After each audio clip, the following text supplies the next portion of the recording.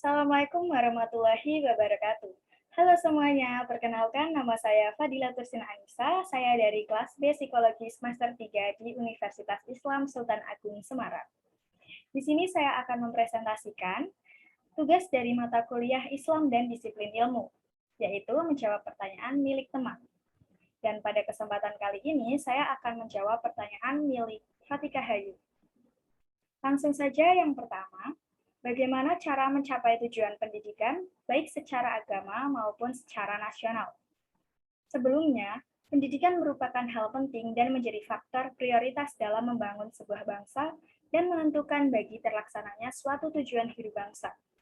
Karena pendidikan yang begitu penting, agar tujuan pendidikan tercapai dengan maksimal, maka pendidikan ataupun pembelajaran harus disusun dan ditata sebaik mungkin demi tercapainya tujuan pendidikan yang dimaksud.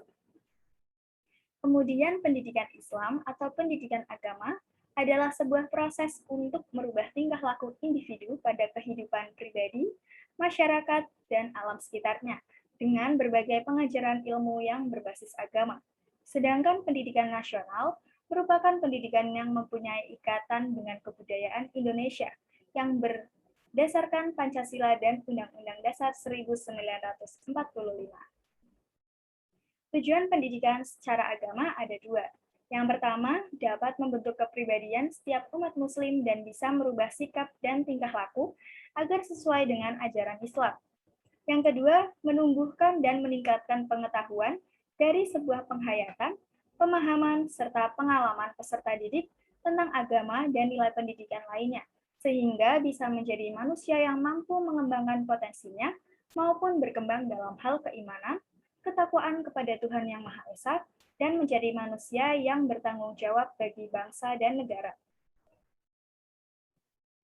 Kemudian upaya atau cara untuk mewujudkan tujuan pendidikan tersebut yaitu dibutuhkan adanya sebuah pengajaran untuk dijadikan suatu aktivitas yang bersifat dasar dan juga dijadikan untuk berbagai bidang pekerjaan yang bisa dilandasi dengan pendidikan keahlian yang dimiliki.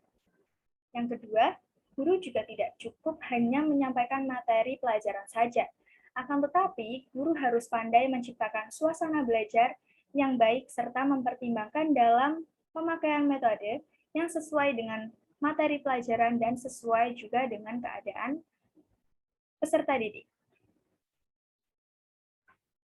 Lalu tujuan pendidikan secara nasional.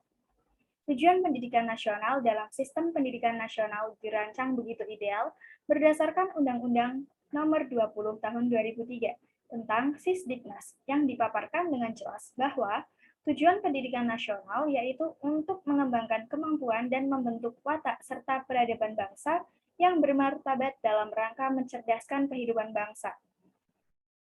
Bertujuan untuk berkembangnya potensi peserta didik agar menjadi manusia yang beriman dan bertakwa kepada Tuhan Yang Maha Esa, berakhlak mulia, sehat, berilmu, cakap, kreatif, mandiri, dan menjadi warga yang demokratis dan bertanggung jawab.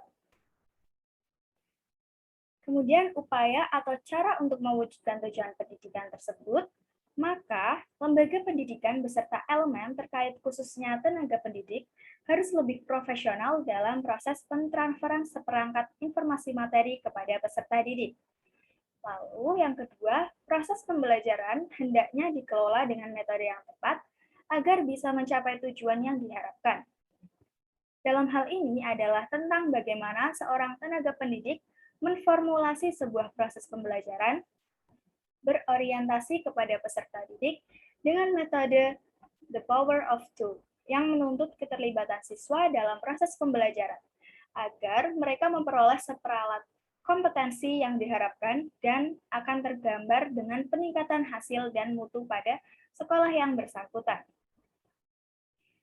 Kemudian pertanyaan yang kedua, bagaimana sikap untuk mempertahankan diri sendiri menjadi manusia yang beradab? Karakter atau yang di dalam Islam disebut dengan akhlak adalah sesuatu yang sangat mendasar dan saling melengkapi. Manusia yang tidak berakhlak atau berkarakter disebut sebagai manusia tidak beradab. Jadi, manusia yang berakhlak ialah manusia yang beradab. Karakter atau akhlak mulia itu harus dibangun, dan membangunnya dapat melalui pendidikan.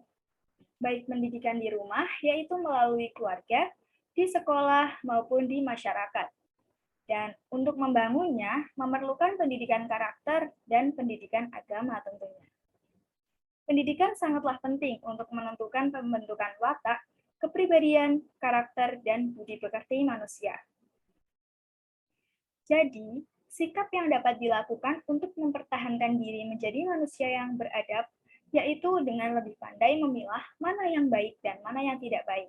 Selalu berpikir positif, berempati, selalu menghormati orang lain, tidak malu untuk meminta maaf, selalu berani untuk berkata benar dan jujur, dan meningkatkan sikap spiritualis.